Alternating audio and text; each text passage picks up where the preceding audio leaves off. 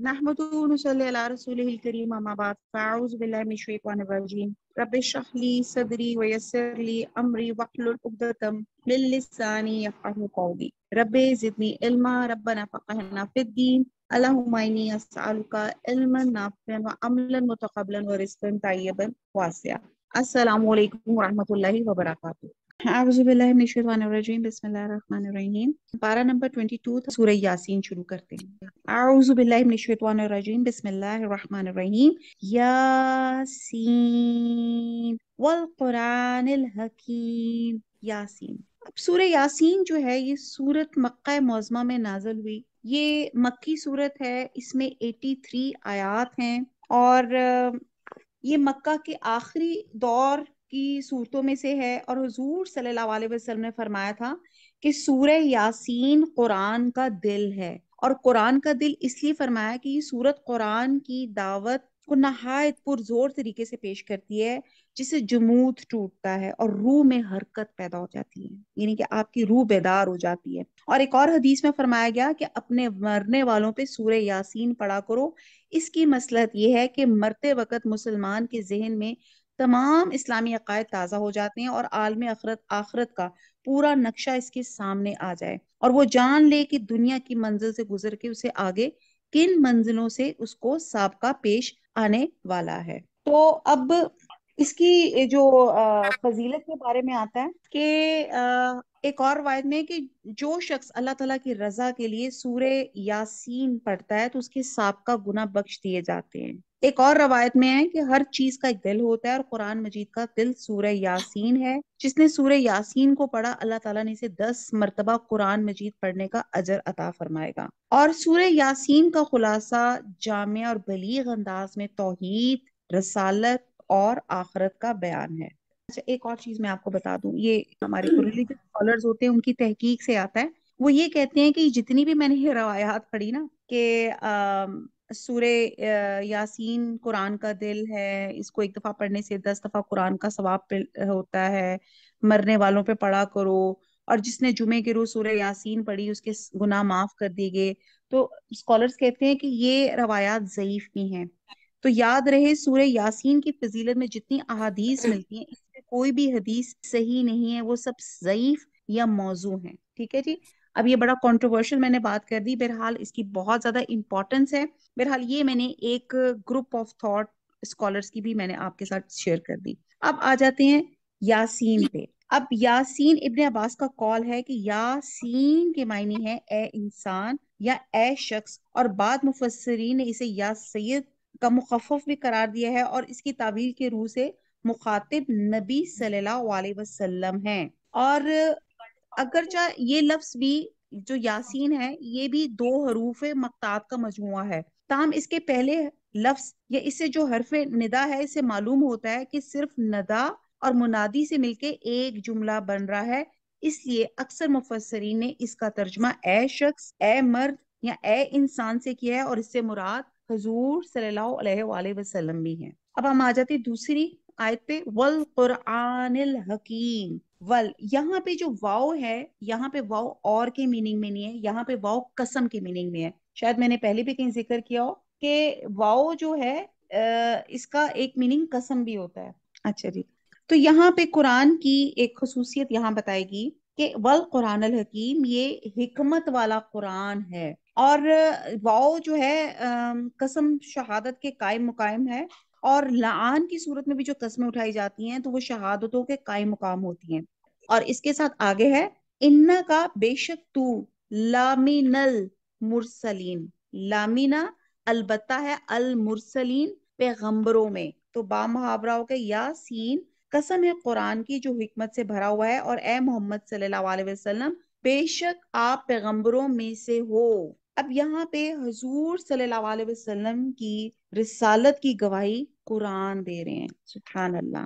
तो और यहाँ पे और इसके बाद अगली भी आयत है जो बहुत सिंपल और सादी सी है। अला सिरातिम मुस्तकीम।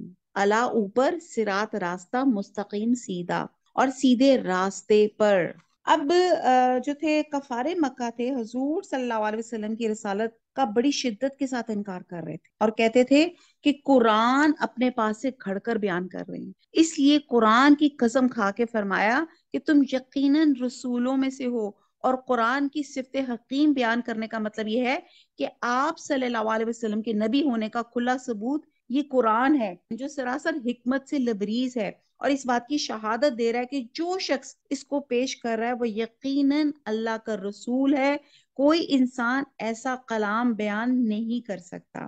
اور یہ کیا راستہ بتا رہا ہے؟ صراط مستقیم، کیونکہ اور یہ شہادت ہے کہ آپ امی تھے، یعنی کہ حضور صلی اللہ علیہ وسلم نے کوئی فارمل ایجوکیشن حاصل نہیں کی ہوئی تھی، اور کسی استاد کے سے آپ نے کچھ سیکھا نہیں ہوا تھا، نہ لکھ پڑھ سکتے تھے، اور نبوت سے پہلے آپ صلی اللہ علیہ وسلم نے کبھی کوئی ایسا کلام یا اسے ملتا جلتا کلام بھی پیش نہیں کیا تھا، اس لیے یہ شبہ ہو سکے کہ شاید یہ ان کی نیچر میں تھا کہ اس طرح کا کلام پڑھتے۔ اور دوسرا ہم یہ دیکھتے ہیں کہ کفار مکہ جانتے تھے کہ 40 سال کی عمر میں آپ کی زبان سے یکلخت ایسے کلام کا جاری ہونا جس سے فصاحت اور بلاغت ٹپک رہی ہو، تو یہ بڑی زبردست ایک معجزے والی بات تھی۔ اور پھر اس کے بعد قرآن میں بہت جگہ چیلنج کیا گیا کہ اس جیسا کوئی کلام پیش کر دیں، لیکن کوئی اس جیسی ایک سورت، کوئی ایک آیت، کوئی 10 آیات بھی وہ کرانے سے وہ عاجز ہو گئے۔ تو اس سے صاف واضح ہے کہ یہ کلام آپ صلی اللہ علیہ وسلم کا کلام نہیں، بلکہ کسی ایسی ہستی کا ہے جو مافوق الفطرت ہے، جو حکیم ہے، خبیر ہے۔ گویا ایسے کلام جو ہے بہت سی چیزوں کی یہاں پہ شہادت دے رہا ہے کہ نمبر 1، اللہ تعالیٰ کی ہستی موجود ہے اور یہ کلام اسی کا ہو سکتا۔ نمبر 2، یہ کہ آپ بلا شبہ اس اللہ کے رسول ہیں، یہ بھی گواہی دے دی گئی۔